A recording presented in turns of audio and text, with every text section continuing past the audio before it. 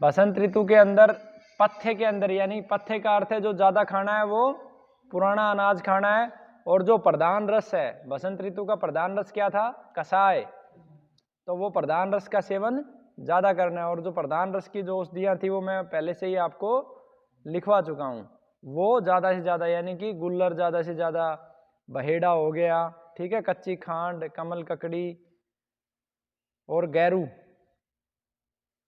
गैरू भी इसमें प्रयोग कर सकते हैं बसंत में। अपत्थे में क्या हो गया, अपत्थे में हो गया नया अनाज हो गया, ठीक है।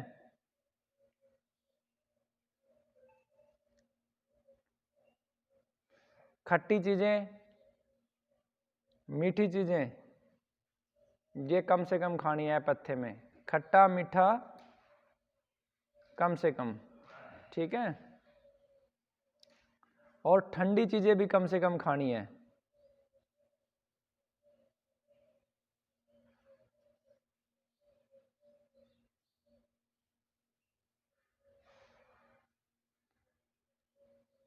चंदन लगाना चाहिए, जो तीसरा कॉलम है उसमें चंदन प्रयोग करना चाहिए, केसर चंदन, और केसर चंदन का जो है ना तेल में मिश्रण करके उसको शरीर के ऊपर भी लगा सकते हैं। बसंत ऋतु के बाद कौन सी ऋतु आती है, ग्रीष्म ऋतु।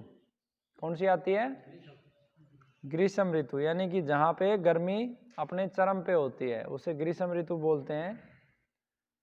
अब इसमें क्या करना है कि जो पचने में हल्के हों उनका ज़्यादा सेवन करना है, जो पाचन में हल्का भोजन करना है, जैसे कि आसानी से क्या पच जाता है, जौ है, मूंग है, ठीक है, तो इन चीज़ों का ज़्यादा सेवन करना है। और तरल पदार्थों का ज़्यादा सेवन करना है, लस्सी हो गया, ठीक है, नारियल पानी हो गया, जूस हो गए, नींबू पानी हो गया, इसका ज़्यादा सेवन करना है पत्थे में। अपत्थे में क्या है, गरम गरम चीज़ें नहीं खानी है, तीखा नहीं खाना है, और अम्ल यानी कि खट्टे को त्याग करना है।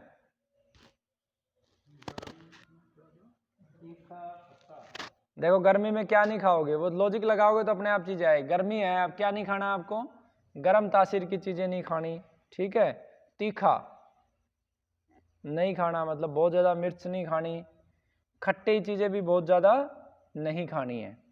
3 रसों का त्याग करना है गर्मी में।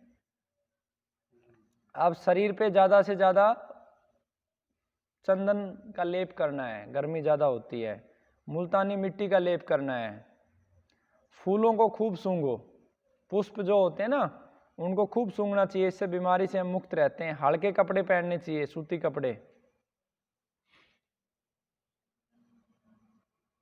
घंटे 2 घंटे चंद्रमा के प्रकाश में रहना चाहिए, और कम से कम परिश्रम करना चाहिए, कठोर परिश्रम इस मौसम में नहीं करना चाहिए। उसके बाद क्या आती है, ग्रीष्म के बाद गर्मी बढ़ गई तो अब क्या आएगी, वर्षा ऋतु। वर्षा ऋतु में क्या करना है आपको, लवण और अम्ल और चिकने पदार्थ, इन तीनों का सेवन ज्यादा करना है। जैसे वर्षा में बनते हैं ना पकोड़े, इसीलिए बनते हैं। लवण, खट्टे और चिकनाई का प्रयोग करना है। इसमें पुराने चावल, गेहूं का खूब सेवन कर सकते हैं आप। पानी जितना हो सके उबला हुआ पानी पिए, तुलसी के पत्ते डाल के, उबाल के, काली मिर्ची डाल के। आरओ का पानी नुकसान करता है, फायदा नहीं करता है, वो फिर अलग विषय हो जाएगा, फिर समझाएंगे आपको। आरओ का जो पानी है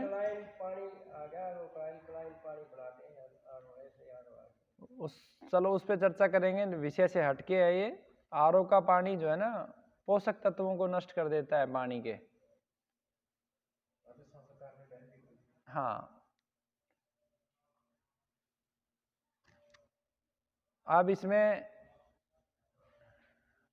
जो अपथ्य है, देखो बारिश में क्या होता है, वर्षा हुई है तो पानी की मात्रा बढ़ गई है, तो तरल पदार्थों की मात्रा क्या करनी है, कम करनी है।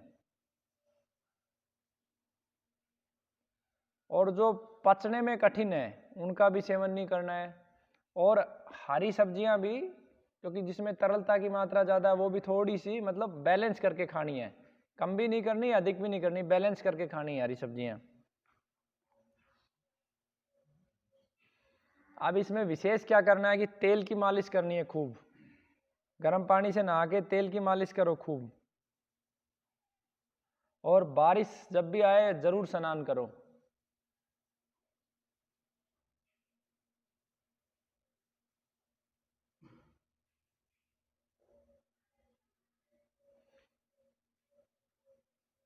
वर्षा ऋतु के बाद क्या आती है, शरद ऋतु।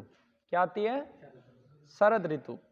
तो शरद ऋतु में क्या करना है, मधुर, मीठा, तिक्त यानी कि कड़वा और कड़वा, इनका ज्यादा सेवन करना है।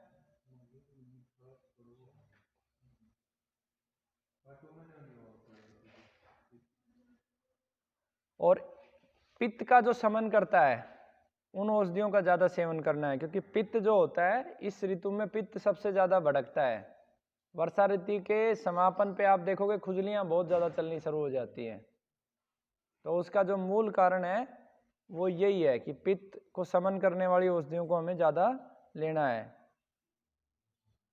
परवल का खूब सेवन करना है अपने को, मिश्री का भी सेवन करना है, पित्त को मिश्री शांत करती है। अब जिनका सेवन नहीं करना है तो गर्म चीजें नहीं लेनी है, गर्म गुण वाली।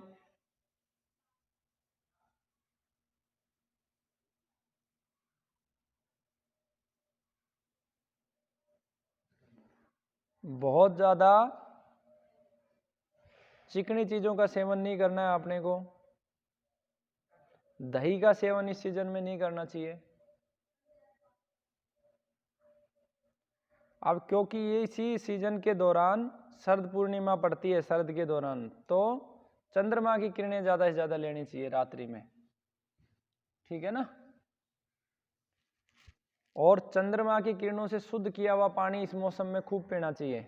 जैसे शरद पूर्णिमा के रात्रि में आप पानी को खुला रख दो, उसको उबलते रहने दो, उस पानी को आप 3, 4, 5 दिन तक प्रयोग करो, बहुत ताकतवर हो जाता है। या इस पीरियड के दौरान रात्रि में खुला पानी रखो, सुबह उसका सेवन करो, तो चंद्रमा की शक्ति उसमें पानी में आ जाएगी। हाँ, खीर तो बनती है, खीर के अतिरिक्त बता रहा हूँ मैं, खीर तो शरद पूर्णिमा की अच्छी होती है।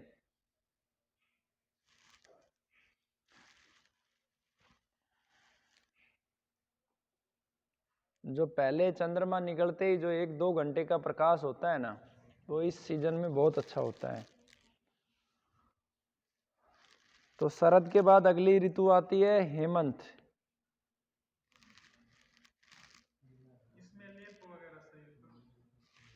तो उसमें लेप शरीर पे करने की आवश्यकता नहीं है, फूलों की माला पहन सकते हो आप। शरद ऋतु की अगर बात करते हो तो फूलों की माला पहन सकते हो। उसके बाद हेमंत ऋतु।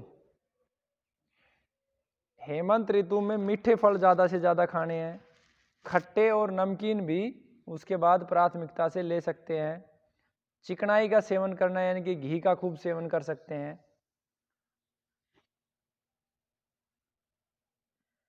मूंग, दूध, दूध की चीज़ें यानी कि खीर, गन्ना और तिल, गन्ना और तिल, गुड़, मूंगफली, इनका सेवन आपको हेमंत ऋतु में क्या करना है, ज़्यादा करना है।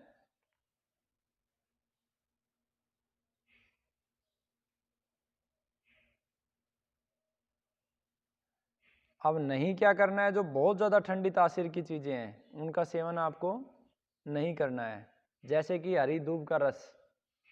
हेमंत ऋतु आने के बाद हरी दूब का रस हमें बंद कर देना है। बहुत विशेष बीमारी है या बहुत विशेष समस्या है तो हम ले सकते हैं। जैसे कैंसर जो रोगी होते हैं ना, उनको अब गेहूं के जवारे लेने चाहिए हरी दूब के स्थान पर, क्योंकि अब गेहूं के जवारे अंकुरित भी हो जाते हैं इस सीजन में और हरी धूप क्या ठंड बढ़ाना शुरू करती है, तो गेहूं के ज्वारे ले सकते हो हरी धूप की जगह।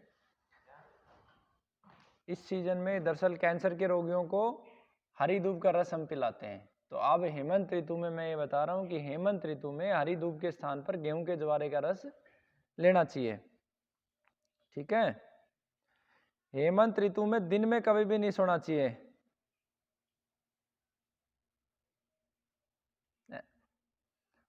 हवादार स्थान पे में रहना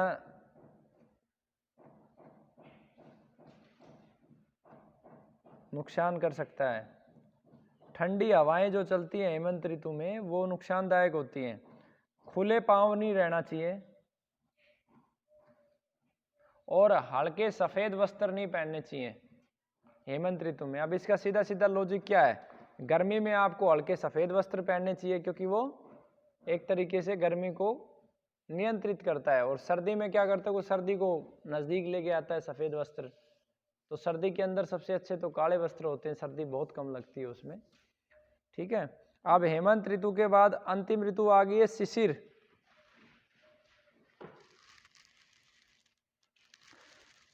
शिशिर ऋतु में खट्टा रस ज्यादा लेना चाहिए, दालें ज्यादा खानी चाहिए। इस ऋतु में आप नए चावल खा सकते हो, मकई खा सकते हो, अदरक, लहसुन और हरड़, पीपली, गन्ना और दूध की वस्तुओं का आहार पथ्य है, मतलब उपयोगी है।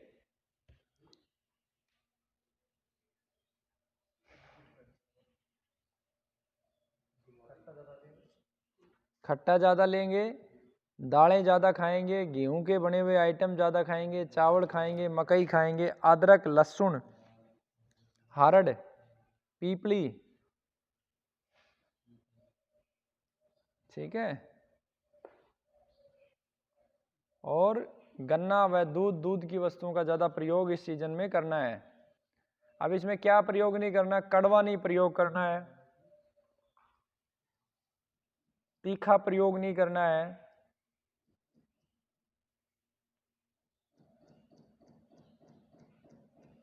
शीत यानी कि ठंडी चीज़ों का प्रयोग त्यागना है।